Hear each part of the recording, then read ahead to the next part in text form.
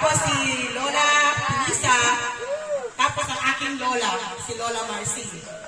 Ang mga ito po, 1, 2, 3, famous sila kasi kung hindi sila principal, nakatulad ni Pamangkin Oliver, sila po ay supervisor. So, ang mga anak po ni Lolo Joaquin ay panay po teachers. Si Tita Nieves po ay teacher.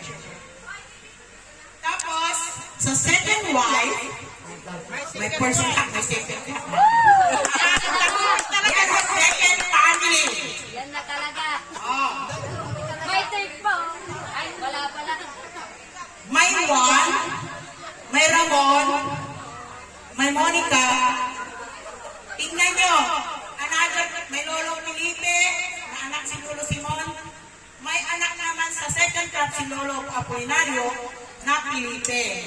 Kaya huwag kayong magkakamali Ito ay uncle ni Felipe. So kung magtawagan sila, ito tayo, uncle. O, di ba? Guillermo, Simplicio, ito po ay sa Dalunge. Asa naman taga Dalunge?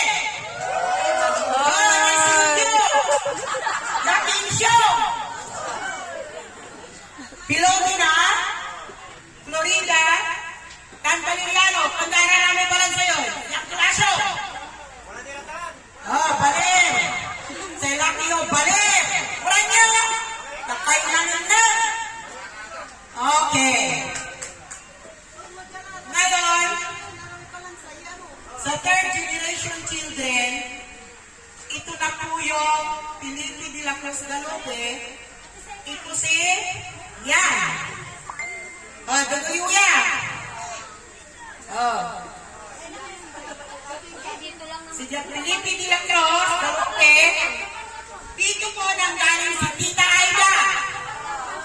Kasi ang tatay po niya, si Basilio, ay anak ni Felipe de la Cruz. Oh. Tapos dito din nanggaling si Nana Mirna. Nalagay na nalalala ka ng kirugi.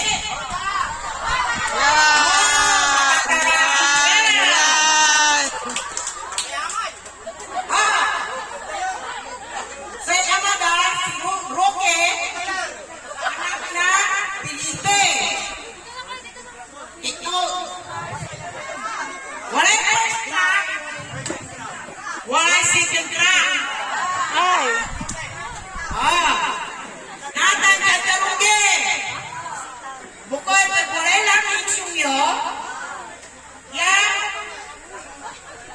Ang ina Felipe.